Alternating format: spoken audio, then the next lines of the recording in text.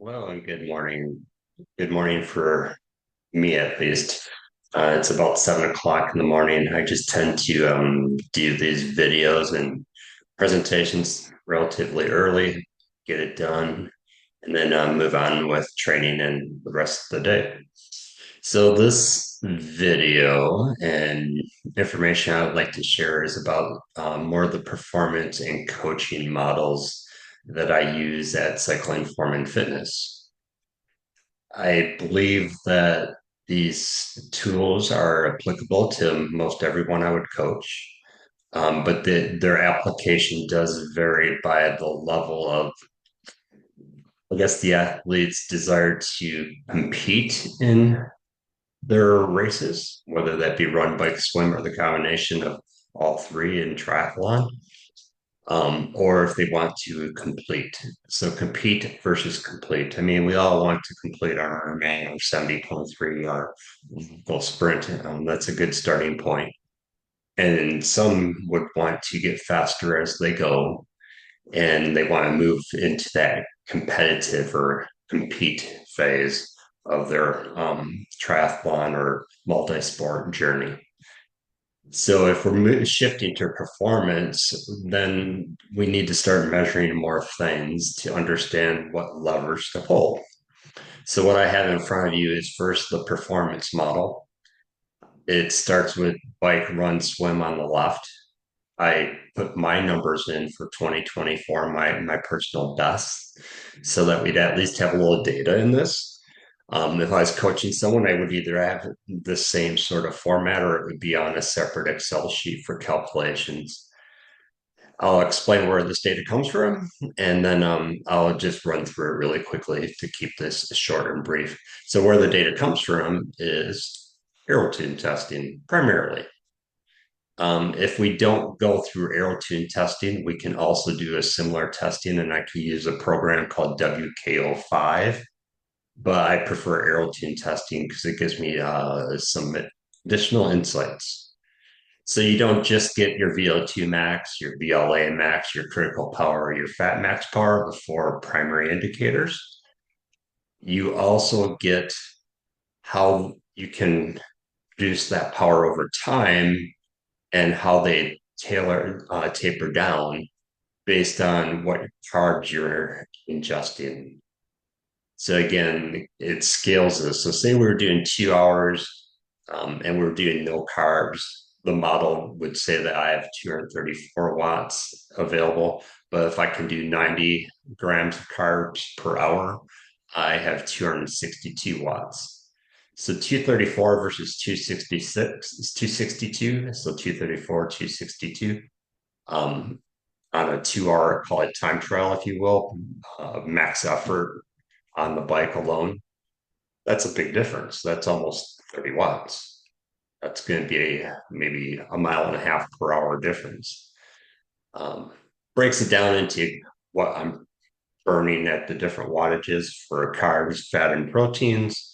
My heart rate, the zones for power and heart rate, how much training I can do per energy system on a weekly basis, and what's optimal. More on my training zones, and you can even do some simulations on race courses. So really good stuff I have in the Aerotune data. All right. So let's move on to actually looking at how this comes together. So like I said, Aerotune data gives us metabolic cost. That way we can look at this bike example at the top. At critical power, I'm using 251 grams of carbs and zero fats. So as you get up to call it your threshold power at FTP, critical power, they're similar. You're burning all carbs. And it's nice to know how much you're burning for carbs because that comes later into our race planning. Also at fat max, which is theoretically the upper zone two, the upper edge of zone two. Um, and there, that's where you're burning the highest number of fat grams per hour. So for me, at 191 watts over in that peak power, it says what fat max is.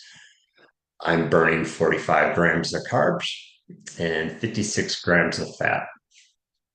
So, of course, burning fat is something we have a lot in our body. We would want to burn as much fat as we can because it's almost unlimited stores. But the carbohydrates, we have a finite amount, and we need to take in carbs to replace those if our events get longer. Then we need to know some efficiency things. Our VO2 max is good to know, the size of our motor, and the VLA max, how we burn carbohydrates. Those are two numbers that are in the efficiency block. And then if we go to the peak power, I put if it was done on the trainer or on the road.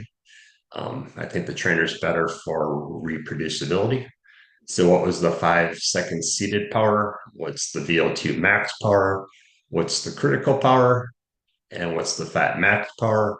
And what percentage of those for critical power and fat max are they of the VO2 max? So again, doesn't matter if you don't understand all these concepts, but this is getting into where am I currently at? What percent utilization of my max anaerobic power, my VO2 max, am I using? And what do I want to train next and test after that training? The next block is efficiency. So at critical power, what's my heart rate per watt? And then efficiency, again, heart rate per watts. And then watts per my aerodynamic drag. So again, by doing aerotune testing for the aerodynamic testing, I'll know what my CDA is, and I know what watts I was doing for that CDA, and then I can use that and calculate a number to understand if I'm getting better. How much power do I put out versus the aerodynamic drag that I have? You want the highest power and the lowest drag. And I used my 40K TT at Bond this year to figure that out, which is in peak velocity. So that was a max effort, 24.8 miles at 25.5 miles per hour at 262 watts. And then I looked back at some older data. I found fat max speed I had was 21.3 miles per hour at 196 watts. So that's just going through the bike. Do something similar for the run. Again, the run test is meant to be on a track for aero tunes, so we can do this and do it more into the WKO5 model. We can also use our data from Training Peaks to get to that.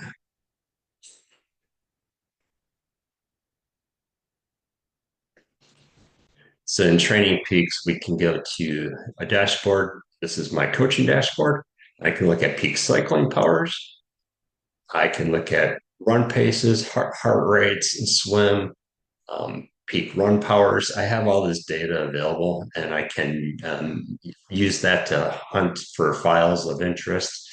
I can use the overall plot, but I usually go to WKO5 because it's a more useful tool. WKO5 just takes this data for Training Peaks and puts it into different graphical formats and does different calculations. It's my coaching tool that works behind the scenes and ties in with all the Training Peaks data. You guys don't even see that usually, but it helps me to be a better coach. So those are data sources. And then for the swim, we don't have as much. So we probably just had peak velocity. It could be a 4 minute versus a 20 minute. Understand how we perform for more like the aerobic, the maximum aerobic power, which is about 4 minutes. And then how we can do that more in a steady state for 20. So if we have that data and we understand nutrition and fueling, the contributing factors, motivation and readiness for both training and racing, and then our skills, our technique, and our equipment, all that's important. They're all coachable factors to some degree. A lot of that's with experience, but that's what I do as coach. So we measure what we can. We test as frequently as we need to. We understand where we're at for nutrition, motivation, skills, technique, improve what we need there. And that's the performance model. And then we go into our standard coaching model. But for a performance athlete, I probably would go one step further. I would definitely have the goals for short and long term. We would have a better understanding of your budget, your physical, your psychological, financial, and time.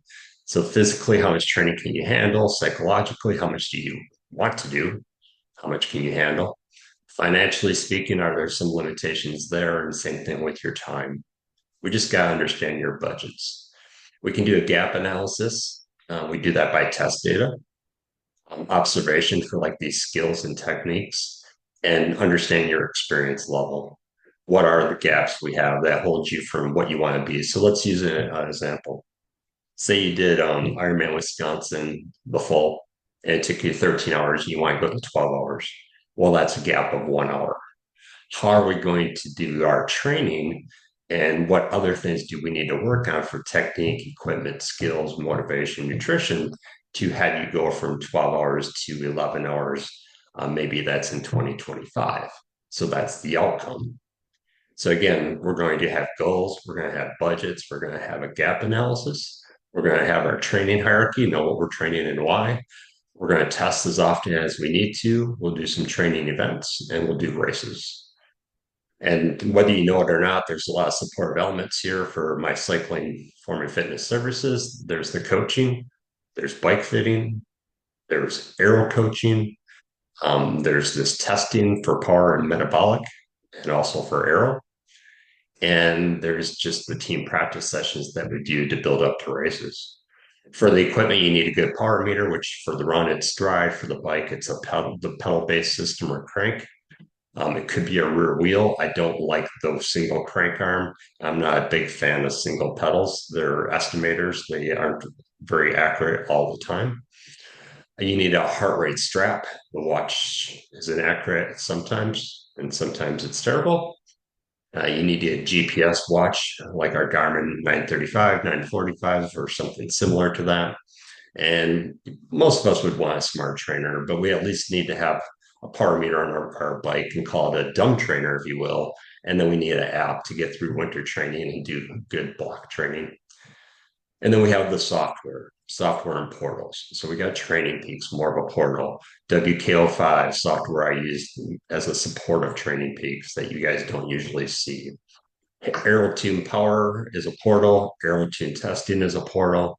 We have like the Zwift and Ruby, which is part portal, part software. We need these tools typically, at least some of them, if not all of them, to have good coaching process, have a good performance process, and reach those goals that you set together.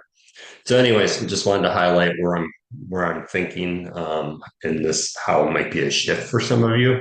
For the people that have been coaching with me for less than 1 year, this is where we'll go to if you stay with me in 2025 and the end of 2024. For people that have been coaching with me, we can utilize more of these tools as you mature and have that desire to go faster. And again, if you just want to complete and that's your main thing, you don't like doing all this testing, you don't really care about taking minutes off, we can do that as well. I just want to have two different levels. I want the complete and the compete. And the compete, I'm going to be more deliberate about using these tools. Okay, so hopefully that was helpful. You can always send me emails for questions, and you can leave comments under this video. Thank you. Bye.